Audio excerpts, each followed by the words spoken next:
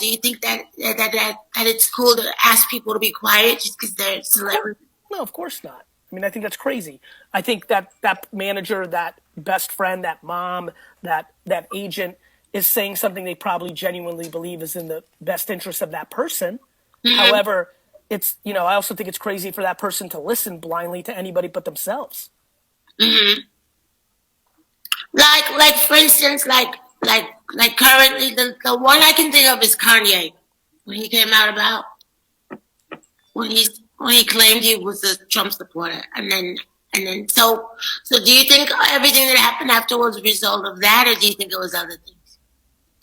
I also think that people everything that happened after that. I think people are buying as many Yeezys, and I think if Kanye puts out a fire album, people are going to listen to it. Like I think cancel culture is boring. You know what I mean? On both sides.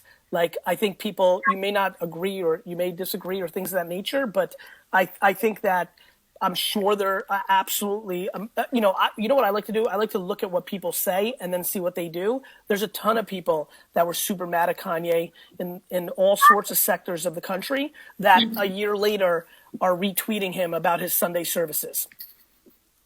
Yeah, because people sometimes can move on. No, no, 99% may move on. Yeah. So I think it's a personal thing, and I think like with anything, you got to make your call for you because you're sleeping with that until the end. Hmm. Well, like, what about someone like you? Bro? Would you ever say like who you're gonna vote for in November, or is that too risky for you? I would say it.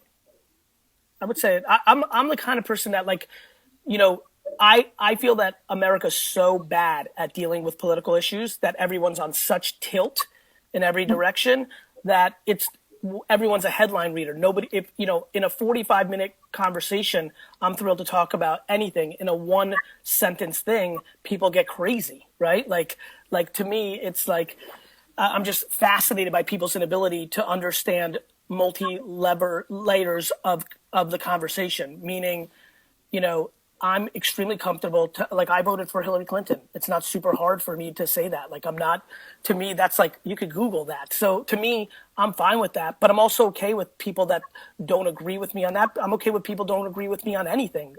People are living their lives. I'm not worried about their politics or anything. As a matter of fact, everything I talk about when it comes to business and things of that nature, I'm spitting what I believe is genuinely right, but I'm not worried about people disagreeing or dislike me. There's people that don't like me because I shit on the Patriots and Michael Jordan 24/7. Like I'm okay with people not agreeing with me. Yeah. To me, what I don't like is the lack of humanity and kindness. Like Right. disagreeing is exactly right. That's how you make good shit happen. But people's feelings are on tilt right now. Everyone's in fourth fucking grade. But it's a wild time. No, I don't think anybody, nobody was really set up for this or told to prepare for this. So everybody's just real raw.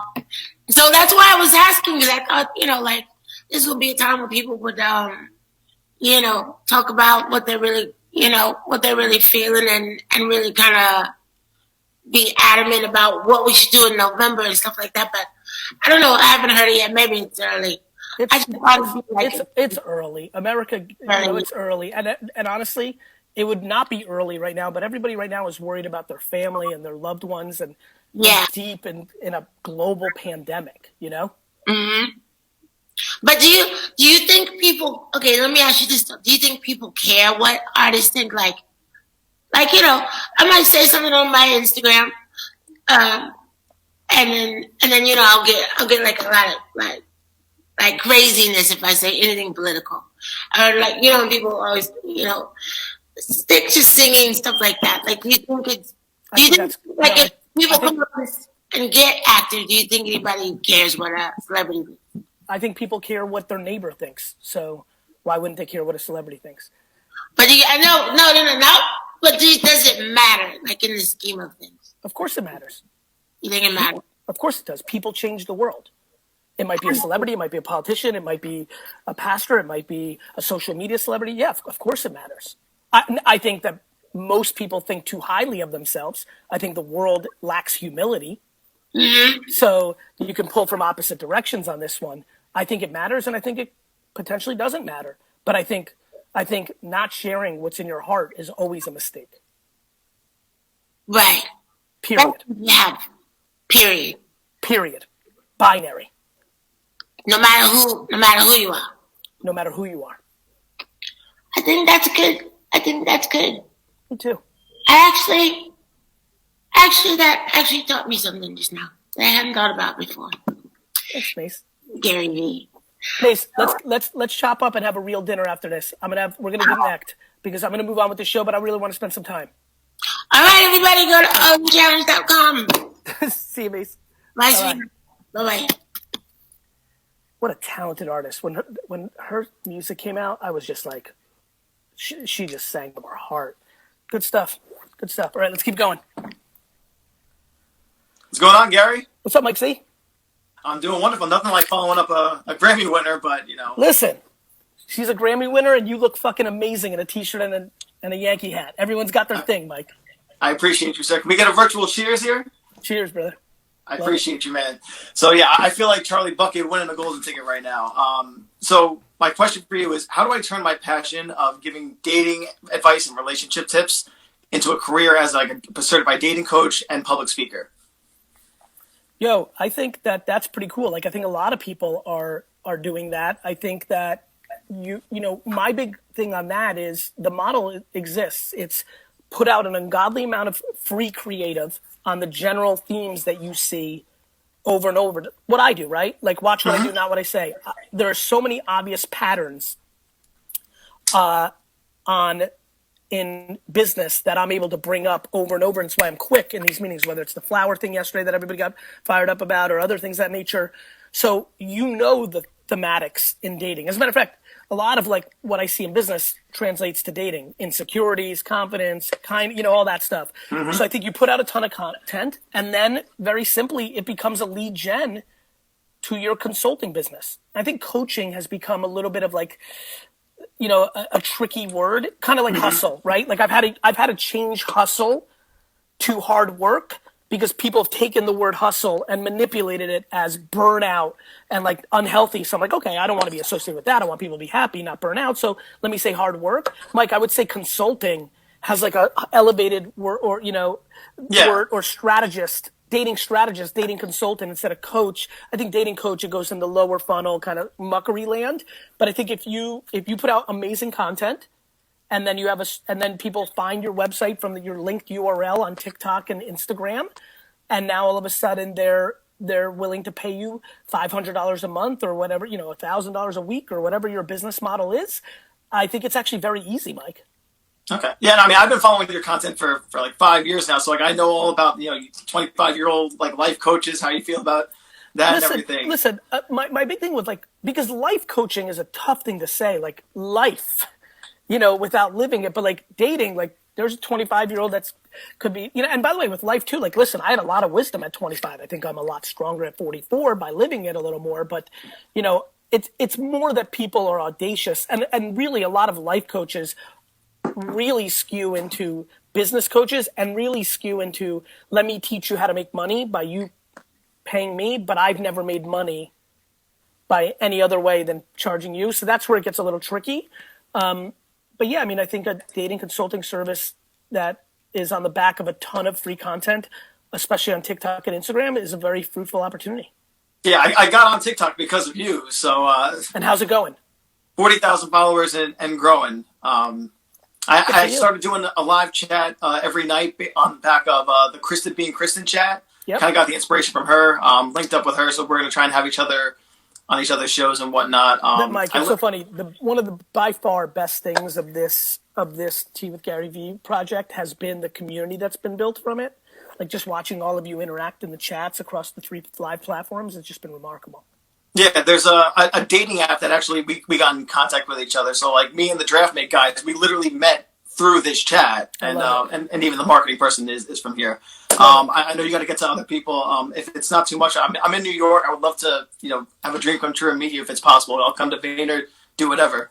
Hit up with Dustin. I don't want to promise because I have no idea what the rest of my world looks like, but I'm not. Of course. When we're all safe and COVID's over, yeah. Awesome. No, I appreciate you, brother. Thank you. Take care. Let's keep it going. Yusef, thank you so much. Kelly Hill, thank you so much for being here. Naomi B, what's good? Thank you so much, Pierre. By the way, if you're watching right now on Facebook, Twitter, Instagram, or YouTube, the community is completely out of control. Say hello. Stop being shy. Say hello. And if you're saying hello for the first time, put first hello. I'd like to look at the chat while I'm on too. Let's keep it going. Michael. Hi, Gary. How are you? I'm very well. How are you? Good, thank you. Thank you for having me on. This is quite the opportunity. Awesome. Where are you from? Ontario, Canada. Yeah. Fantastic. What can I help you with, my friend? So, just a quick backstory. I invented a corrective exercise tool, and I've been passing it out to coaches, athletes, and trainers. So far, the feedback I've gotten is positive, but it's not translating into my Instagram page. And I guess my question is, what methods could I be using to generate more interest, more activity towards the product? Because it's not just solely about the product. It's my journey with trying to. How much content are you putting out? I try to put out every day, if not every day, every other day. Volume is an answer. I think also you need to lean into strengths, right? Because you're a chill dude. So are you doing video? Are you doing written? Are you doing photos?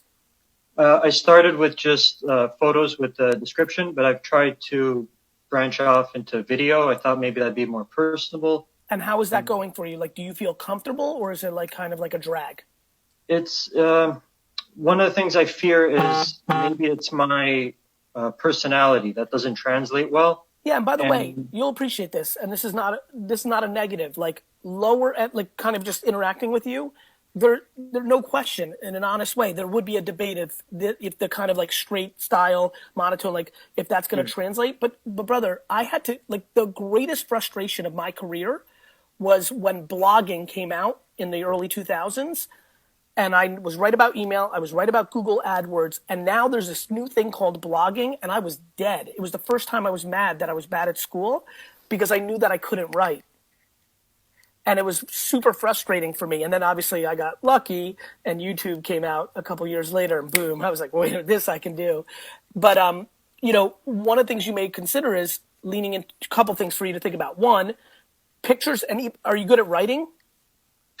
Yeah, I get some help with it, but I'm pretty articulated. I'm better articulated in writing than I would be. I think Instagram's a place where people can blog more, like a nice photo and like 5 paragraphs.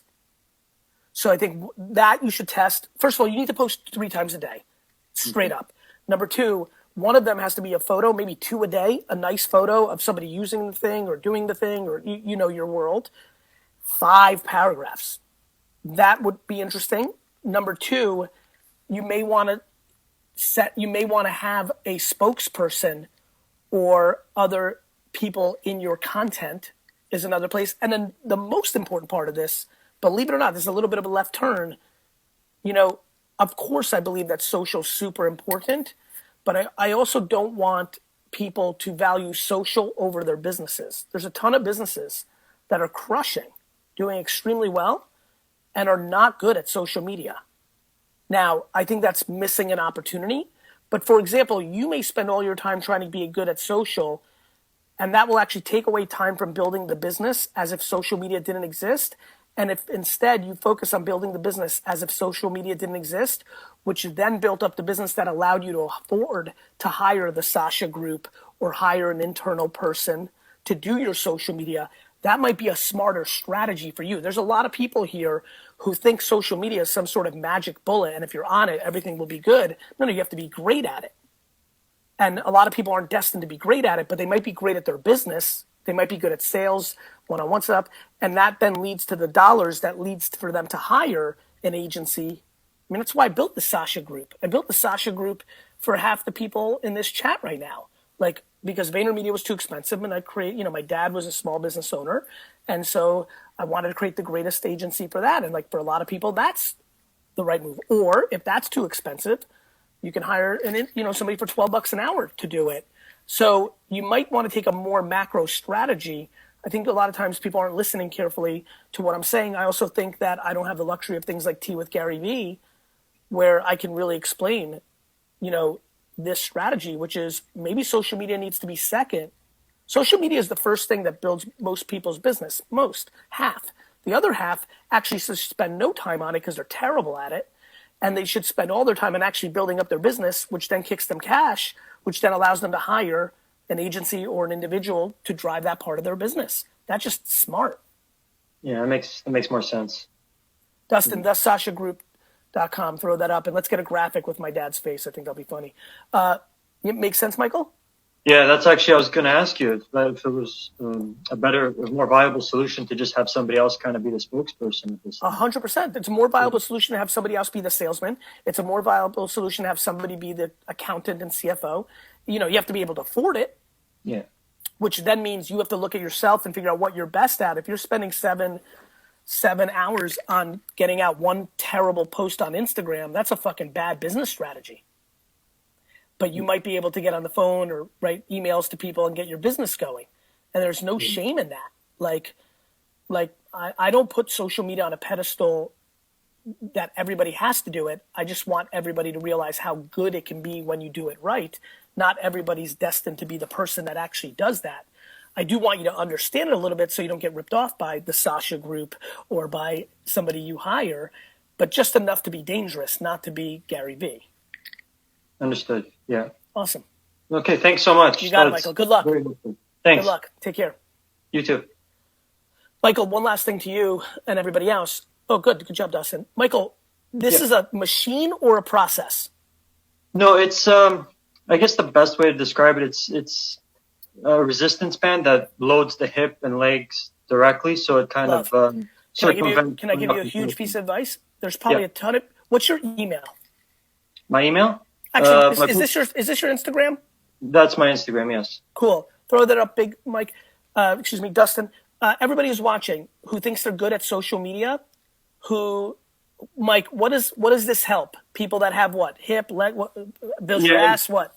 It corrects pelvic tilt. I don't want to make any claims because I don't have any. I got it. But that's let's go soft with it. You're potentially working on something that helps fix the pelvic tilt that you're excited about and have some confidence in. Yes. Good. So anybody who's watching. Gary, I think you knocked out your mic or something.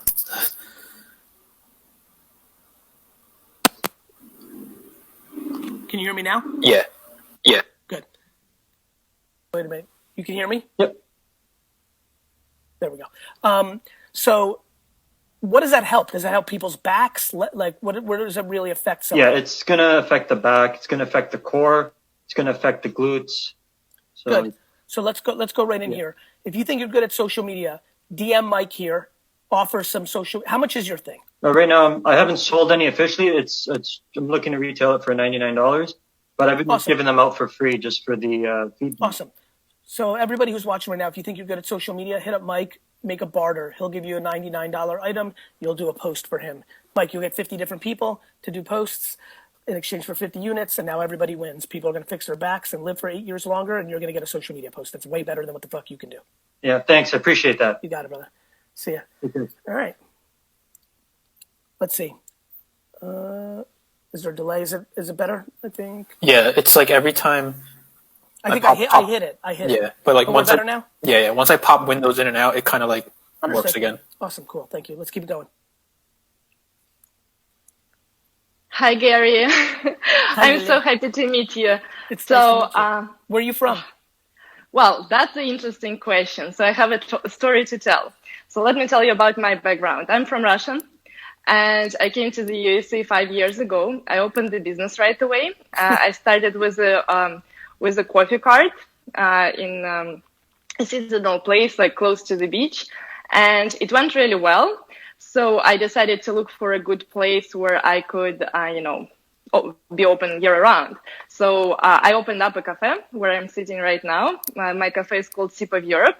So I have 5 out of 5 on Facebook, Yelp, TripAdvisor, and everything.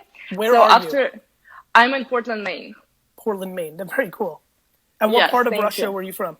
Well, I was born in the south of Russia, like Rostov-na-Donu, Rostov-on-Don, but I was living in St. Petersburg for the biggest part of my life. Yeah. Understood.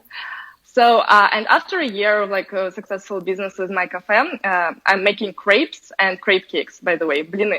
I'm making blины. Yeah, Yeah, yeah.